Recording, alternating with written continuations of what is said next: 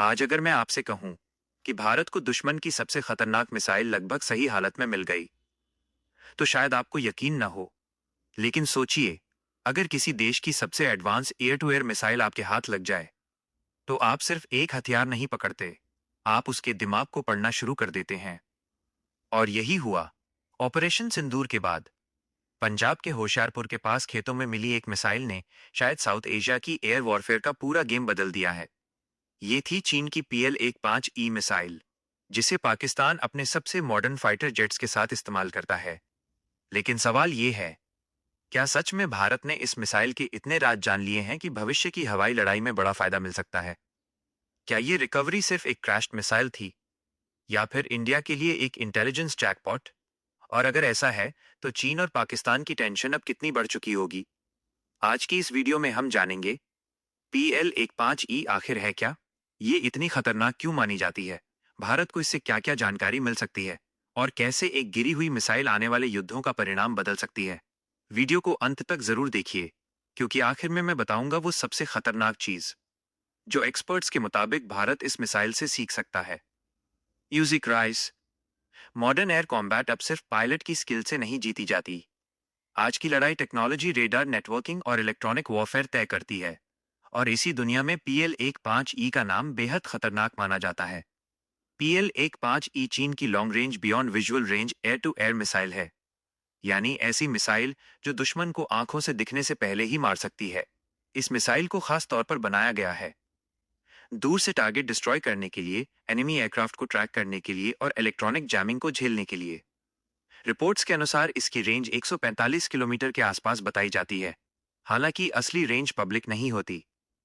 पाकिस्तान इस मिसाइल को अपने JF-17 ब्लॉक 3 और J-10CE फाइटर जेट्स के साथ इस्तेमाल करता है। अब सोचिए, एक मिसाइल जो इतनी दूरी से हमला कर सकती हो, जिसका रेडार सीकर एडवांस्ड हो और जो लगातार लॉन्चिंग एयरक्राफ्ट से डेटा लेती रहे। अगर वही मिसाइल आपके हाथ लग जाए, तो आप उसके अंदर छिपे इलेक्ट्रॉनिक्स, कम्युनिकेशन सिस्टम्स और कॉम्बैट बिहेवियर तक समझ सकते हैं। और यही वजह है कि दुनिया की बड़ी military powers enemy weapons recover करने के लिए कुछ भी कर गुजरती हैं। कोल्ड वॉर के दौरान अमेरिका और सोवियत यूनियन दोनों एक दूसरे के क्रैश्ड एयरक्राफ्ट एंड मिसाइल्स हासिल करने की कोशिश करते थे, क्योंकि असली ताकत सिर्फ हथियार बनाने में नहीं, दुश्मन के हथियार को समझने में होती है।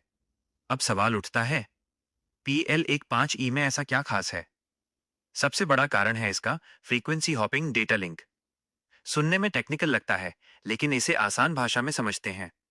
जब कोई लॉन्ग रेंज मिसाइल छोड़ी जाती है, तो वो शुरुआत में अपने टारगेट तक खुद नहीं पहुंचती। लॉन्चिंग फाइटर जेट उसे लगातार जानकारी देता रहता है। टारगेट कहाँ है, किधर मुड़ रहा है, कितनी स्पीड से जा रहा है। इसी कम्युनिकेशन को डेटा लिंक कहते हैं। लेकिन अगर ये सिग्नल एक ही फ्रीक्वेंसी पर रहे, तो एनिमी आसानी से उसे जम कर सकता है। इसलिए मॉडर्न मिसाइल्स हर कुछ मिलीसेकंड्स में फ्रीक्वेंसी बदलती रहती हैं। इसे फ्रीक्वेंसी हॉपिंग कहते हैं। अब सोचिए, अगर भारत को इस हॉपिंग पैटर्न के बारे में जानकारी मिल जाए, तो फ्यूचर कॉम्बैट में इंडियन इलेक्ट्रॉनिक वॉरफेयर सिस्टम्स उस मिसाइल को कंफ्यूज या जम करने की कोशिश कर सकते हैं।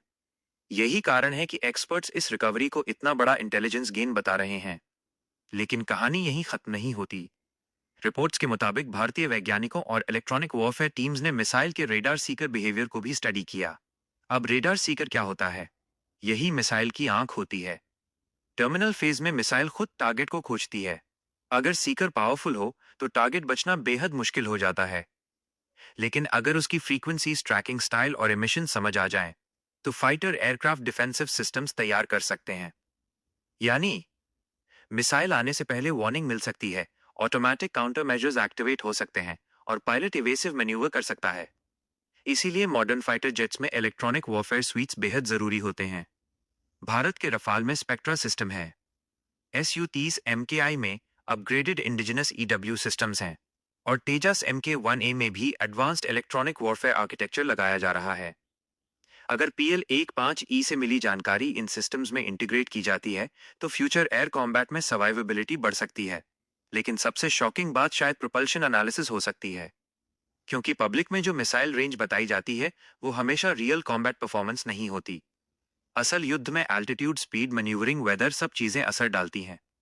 रिकवर्ड मिसाइल कंपोनेंट से experts fuel burn profile, energy retention और नो एस्केप जोन जैसी चीजें एनालाइज कर सकते हैं। नो एस्केप जोन यानी वो एरिया जहां टारगेट के बचने की संभावना बेहद कम होती है। अगर पायलट्स को सही अंदाजा हो जाए कि मिसाइल कब कमजोर पड़ती है, तो डिफेंसिव मैन्यूवर्स ज्यादा इफेक्टिव हो सकते हैं। और शायद इसी वजह से रिपोर्ट्स कहती हैं कि इंडियन एयरफोर्स ने कुछ कॉम्बैट टैक्टिक्स और सर्वाइवल डॉक्ट्रिन्स अपडेट किए हैं। हालांकि ऑफिशियली सब कुछ पब्लिक नहीं किया गया है, लेकिन अगर ये सच है तो इसका असर आने वाले वर्षों तक दिखाई दे सकता है। अब जरा दूसरी साइड से सोचिए। अगर आप चाइना या पाकिस्तान होते और आपकी एडवांस्ड मिसाइल एनिमी के हाथ लग जाती, तो क्या होता? सबसे पहले चिंता होती इलेक्ट्रॉनिक सिग्नेचर्स की, क्योंकि मॉडर्न वॉरफेयर में सिर्फ मिसाइल नहीं लड़ती, पूरा डेटा इकोसिस्टम लड़ता है। अगर एनिमी आपके कम्युनिकेशन पैटर्न समझ ले, तो फ्यूचर एंगेजमेंट्स में आपकी मिसाइल इफेक्टिवनेस कम हो सकती है। यही कारण है कि एडवांस्ड मिलिट्रीज लगातार सॉफ्टवेयर अपडेट्स, इंक्रिप्शन चेंजेस और टैक्टिकल मॉडिफिकेशंस करती रहती हैं। कुछ एक्सपर्ट्स का मानना है कि चाइना अब एक्सपोर्ट वेरिएंट्स में बदलाव भी कर सकता है, हालांकि इसकी कोई ऑफिशियल कॉन्फर्मेशन नहीं है। लेकिन मिलिट्री हिस्ट्री बताती है कि रिकवर्ड वेपन्स अक्सर फ्यूचर अपग्रेड्स को प्रभावित करते हैं। अब यहाँ एक और जरूरी सवाल आता है, क्या सिर्फ मिसाइल रिकवर कर लेने से पूरा गेम बदल जाता है? सीधा जवाब है नहीं, क्योंकि मॉडर्न एयर वॉरफेयर बहुत कॉम्प्लेक्स होती है। मिसाइल परफॉर्मेंस के अलावा जरूरी होता है pilot training, radar support, AWACS coordination, electronic warfare, network centric operations और टैक्टिकल डिसीजन मेकिंग। लेकिन अगर आपके पास एनिमी मिसाइल की रियल वर्ल्ड टेक्निकल अंडरस्टैंडिंग हो, तो ये बैटलफील्ड एडवांटेज जरूर बन सकती है। और यही वजह है कि इस इंसिडेंट को इतना महत्वपूर्ण माना जा रहा है। अब इमेजिन कीजिए फ्यूचर सिनारियो। दो फाइटर जेट्स हजारों फीट ऊपर लड़ रहे हैं। दोनों एक दूसरे को आंखों से नहीं देख सकते। रेडार लॉक हो चुका है। मिसाइल्स लॉन्च हो चुकी हैं। उस मोमेंट में जीत सिर्फ स्पीड से नहीं तय होगी।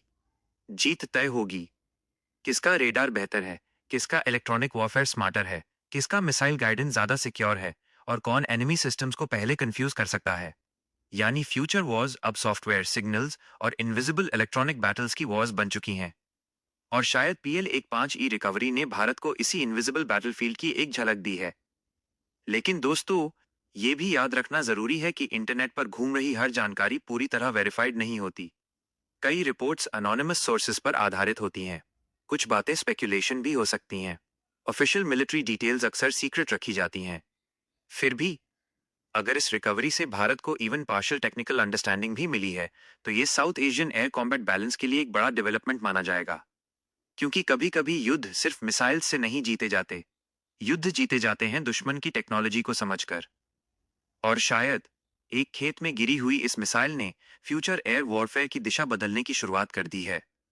अगर आपको वीडियो पसंद आई हो तो लाइक जरूर करें, चैनल को सब्सक्राइब करें और कमेंट में बताइए, क्या फ्यूचर वॉर्स में इलेक्ट्रॉनिक वॉरफेयर सबसे बड़ा हथियार बनने वाला है? जय